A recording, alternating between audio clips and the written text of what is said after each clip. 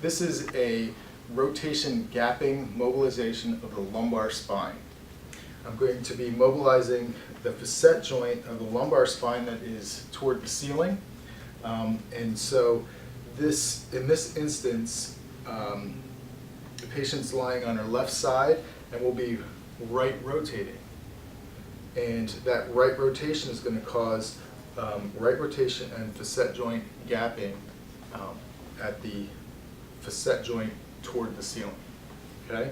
So I want to position my patient about 2 fist widths from the table as a start. You'll get a feel for how far is ideal for you with practice.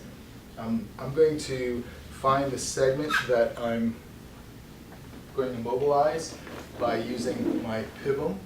So in this case, I'll find L5S1 and then L45, so I'm going to mobilize L45. I'm going to have the spine fairly in neutral to start, but I'm going to flex the top leg, causing a little bit of flexion at L5S1, and also allowing her to hook her foot behind her leg here. I'm going to switch my monitoring hand to my left hand so that I can now use my right hand to position from above. If I grab her elbow, sometimes I can have my patient hold my elbow, and I'm going to pull her out to get rotation. If you notice that this superior finger is going to feel for rotation up to that level, and then you can just relax there. And I can take this top hand and slide through here. So if you notice, my elbows are contacting the patient with long lever arms. My fingertips are contacting the spinous processes with short lever arms.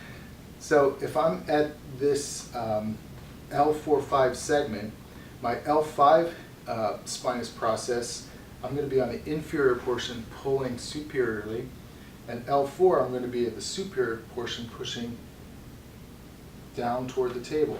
So if I find that space and I have motion between these two fingers, I'm going to, first I can log roll her, just relax and just no roll toward me. So I can log roll her so you can see that that segment is perpendicular to the table. And I'm going to use my leg as a long lever arm, my elbow as a long lever arm, and my fingertip as a short lever arm. So I don't need that much force, but I have that much control. Okay? So I find that segment, I'm going to log roll so that she's in a position where I can just kind of get a stable superior component and an anterior rotation gapping mobilization from my inferior hand. So you can see how that's very specific mobilization right at that segment.